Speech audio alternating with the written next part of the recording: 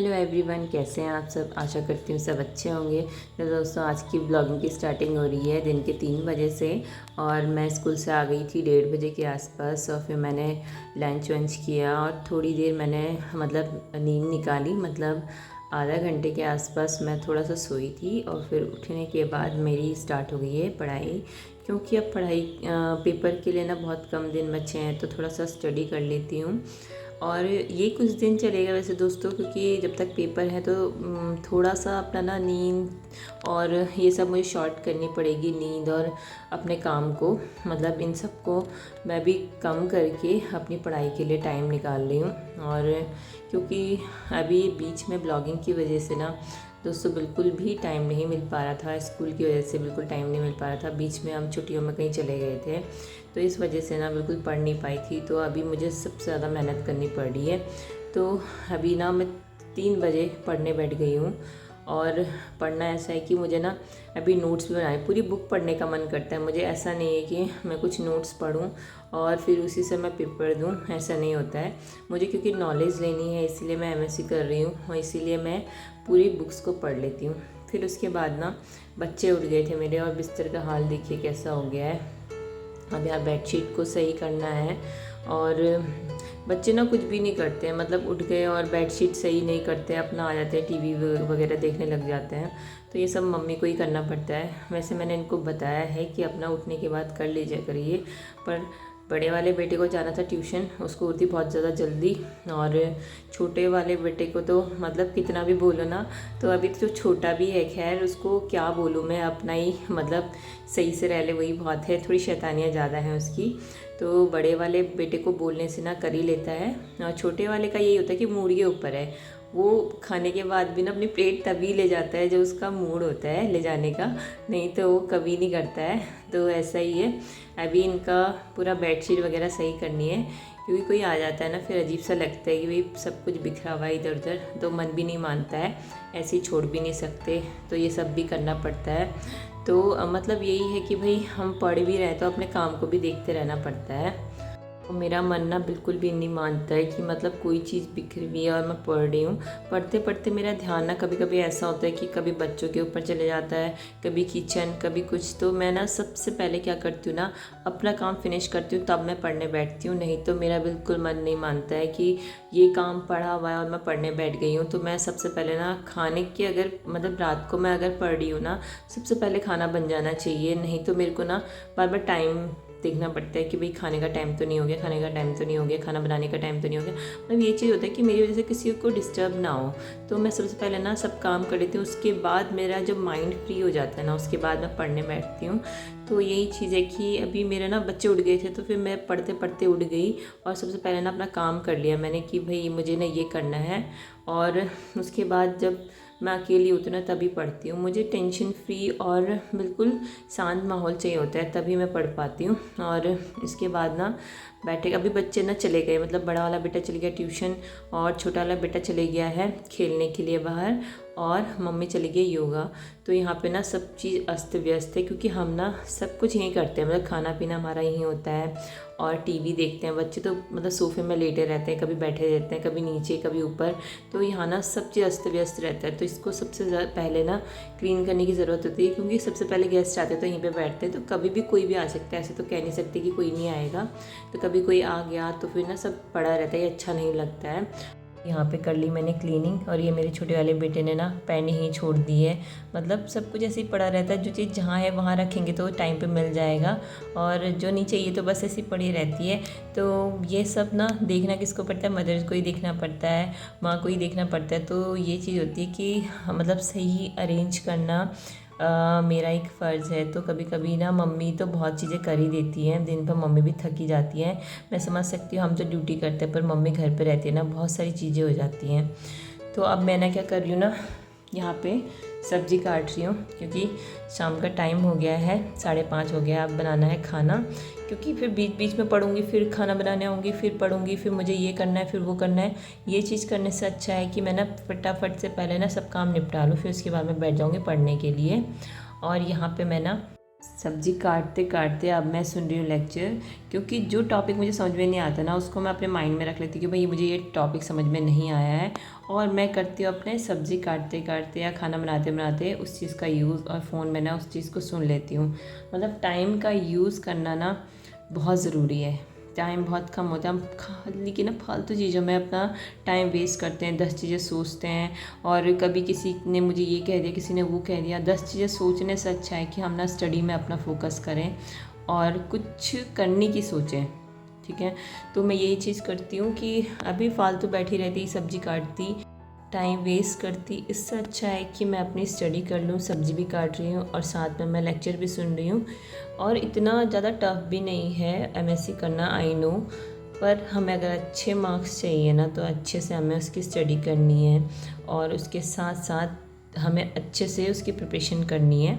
तो यही चीज़ है कि टाइम कम है, और ख़ासकर गृहिणी के लिए या फिर वर्किंग वुमेन के लिए ये चीज़ टफ़ हो जाता है कि काम के साथ साथ, जॉब के साथ साथ वो पढ़ाई कैसे करें।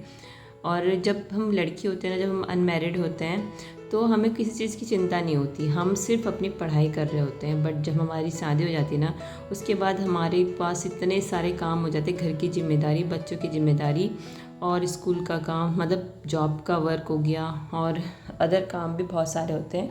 और मेरे तो हस्बैंड भी यहाँ नहीं रहते, तो मुझे बहुत सारी चीज़ें सोचनी पड़ती हैं।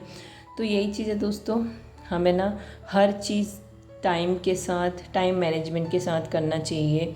और एक चीज़ बता देती हूँ कि मतलब कोई उम्र नहीं होती है पढ़ाई की। हम चाहे तो ना 50-60 साल के एज में भी हम पढ़ सकते हैं। मैंने ऐसे लोगों को भी देखा है जिनके अंदर ना एक वो होती है पढ़ने के लिए उत्सुकता, तो वो कभी भी किसी भी एज में पढ़ सकता है। और मेरे अंदर ये है, मैं ना किसी को देखती हूँ ना करते हुए, तो मैं सोचती हूँ कि मैं क्यों नहीं कर सकती ये चीज़, मैं भी कर सकती हूँ।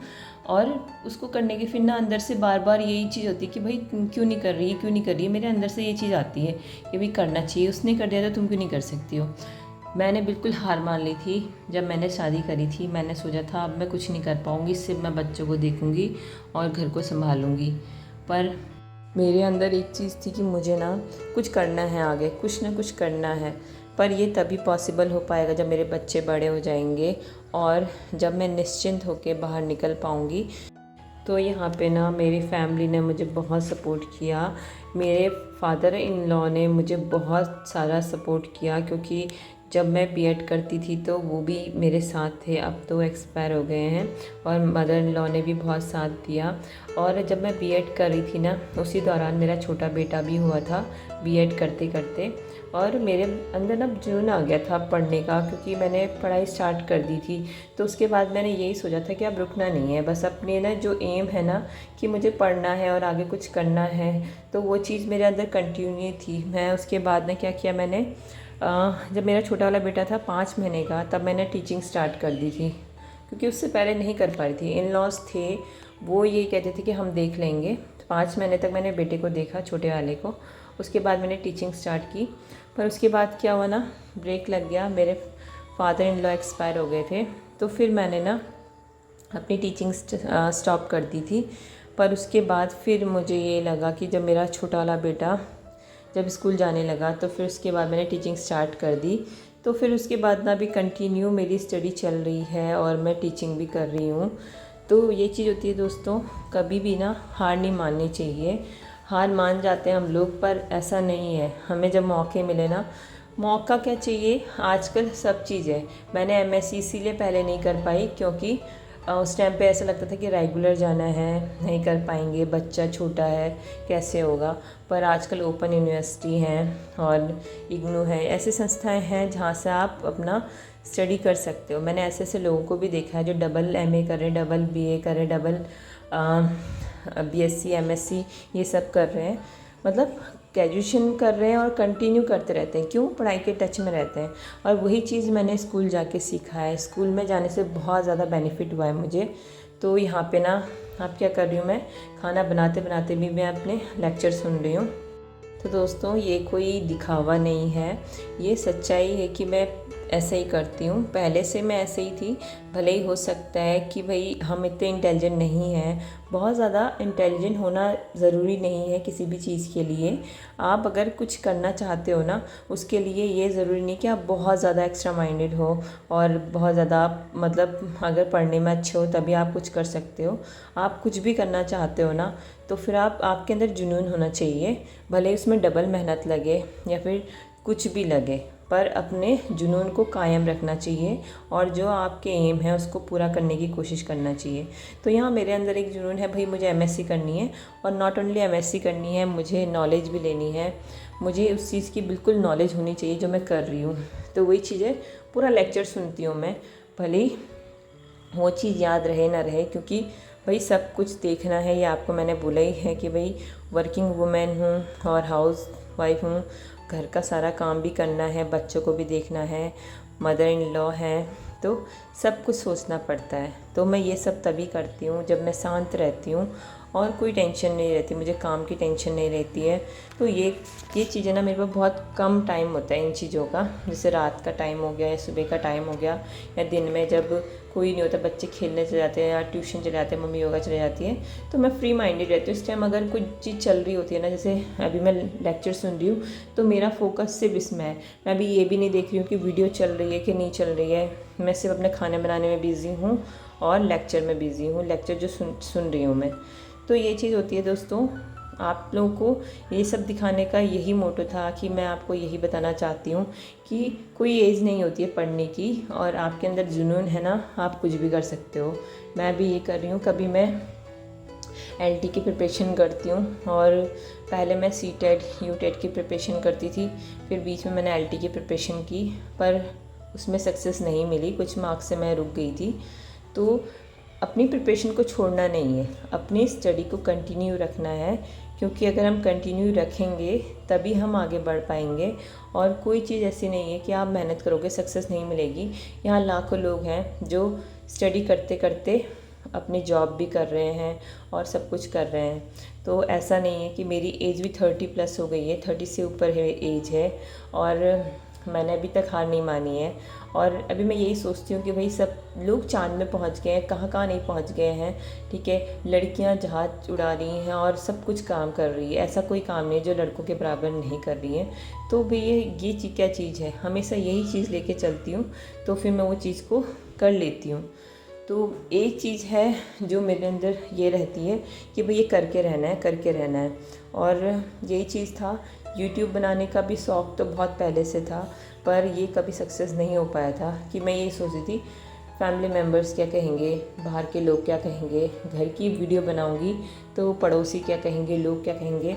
पर अब मुझे किसी चीज़ से फ़र्क नहीं पड़ता है। बस मुझे यही है कि भाई हाँ, जिस चीज़ का जुनून है ना, तो उसके पीछे कायम रहो। तुम अगर ये चीज़ सोचते रहोगे तो तुम कुछ नहीं कर पाओगे। अगर मैंने बीएड करते करते, हो सकता है कि मैंने गलत किया, अगर मैंने वहाँ पे टीचिंग नहीं की होती तो आज मुझे सक्सेस नहीं मिलती। शुरुआत हमेशा कहीं से भी करो, आप छोटे स्कूल से करो, बड़े स्कूल से करो, पर स्टार्ट करो। क्योंकि अगर आप नहीं करोगे ना तो आप कभी नहीं कर पाओगे। आज कदम नहीं उठाओगे तो कभी नहीं उठा पाओगे। गलत काम कभी नहीं करना चाहिए, पर सही काम के लिए कभी पीछे नहीं हटना चाहिए, हमेशा आगे बढ़ना चाहिए। यही मेरी सोच है दोस्तों। और अगर आपको कोई चीज़ गलत लगी हो तो प्लीज़ माइंड मत कीजिएगा, क्योंकि ये मेरे थॉट है। मैं किसी के लिए कुछ नहीं कहना चाहती हूँ और ना ही किसी को सुना रही हूँ। और यही चीज़ है कि मैं सबको मोटिवेट करना चाहती हूँ कि भाई आज के टाइम पे ना मोटिवेट करने वाले बहुत कम होते हैं, डिमोटिवेट करने वाले बहुत ज़्यादा होते हैं। और दोस्तों प्लीज़, अगर आप मेरी वीडियो को देख रहे हैं और आप भी यही सोचते हैं जैसे मैं पहले सोचती थी कि अब मैं कुछ नहीं कर पाऊँगी, मेरे से कुछ नहीं होगा, तो प्लीज़ मेरे साथ ये बातें शेयर कीजिएगा। और हो सके तो मैं आपसे इस बारे में डिस्कशन ज़रूर करूँगी। और दोस्तों, कोई भी उम्र नहीं है, ऐसी नहीं है जहाँ पे हम कुछ नहीं कर सकते। यहाँ पे ना कुछ लोगों का अगर जुनून है ना, वो 60 साल की उम्र में बहुत कुछ कर ले रहे हैं, ये मुझे पता है। और ख़ासकर जो वर्किंग वुमेन है ना, वो यही हार मान के बैठ जाती हैं कि अब हमसे कुछ नहीं होगा, हमसे पढ़ाई नहीं होगी और हम कुछ नहीं कर पाएंगे। तो मैं यही कहना चाहती हूँ दोस्तों, बस थोड़ा सा मेहनत लगती है हर चीज़ में। आप अगर मेहनती हो ना तो आप कुछ भी कर सकते हो। यहाँ पे बस मैं छोटी सी चीज़ बताना चाह रही हूँ। ये टीचिंग और ये स्टडी तो छोटी सी चीज़ है, लोग इससे ज़्यादा काम करते हैं और बहुत सारी चीज़ें कर लेते हैं।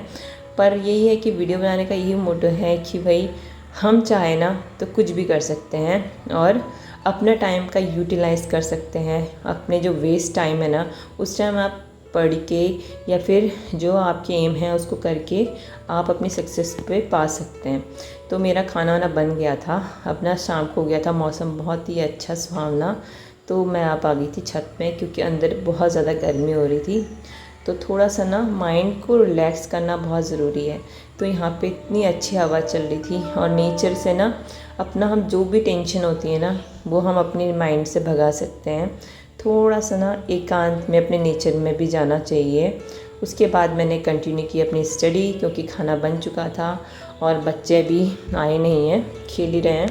और अभी मेरा कुछ काम नहीं है, अब खाना बन चुका है, अब कोई टेंशन नहीं है। तो मैं अपनी स्टडी में कंटिन्यू करने लग गई हूँ और अभी थोड़ी देर में बच्चे भी पढ़ने लग जाएंगे तो उनको भी पढ़ने के लिए हेल्प करूँगी और अपना भी साथ में स्टडी करूँगी। तो यहाँ पे बना रही हूँ मैं नोट्स।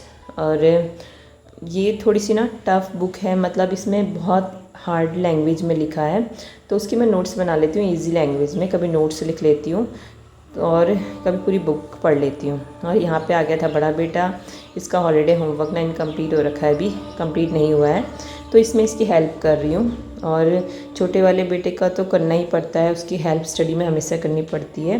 तो कभी कभी बड़ा वाला बेटा ना उसकी हेल्प कर देता है जब मैं ज़्यादा ही पढ़ती हूँ या फिर मेरे को ना बिल्कुल दिन भर टाइम नहीं मिला होता है और मैं ना पढ़ने बैठ जाती हूँ, तो फिर बड़ा वाला बेटा ना उसको पढ़ाने लग जाता है। तो काफ़ी हेल्पफुल है और कभी कभी आइडियाज़ लेने आ जाता है मेरे पास, मम्मी आप मुझे ये बता दीजिए, बाकी काम मैं कर लूँगा। और ऐसे बच्चों की ज़रूरत होती है, जब हम ना कुछ कर रहे होते हैं तो बच्चे भी समझते हैं कि मम्मी ना अपना काम कर रही, मेहनत कर रही है। और मेरी एडिटिंग में भी बहुत हेल्प कर देता है। तो यहाँ पे मैं रात को देर तक सोती नहीं हूँ ना, तो मुझे बहुत डांटता है, मम्मी आपकी नींद पूरी नहीं होती, आप सोते कब हो, रात भर तो जगे रहते हो, सुबह भी जल्दी उठ जाते हो। तो बहुत ज़्यादा हेल्पफुल है मेरा बेटा। तो दोस्तों फिर से मेरी पढ़ाई स्टार्ट हो गई है, मिलते हैं आपको नेक्स्ट ब्लॉग में।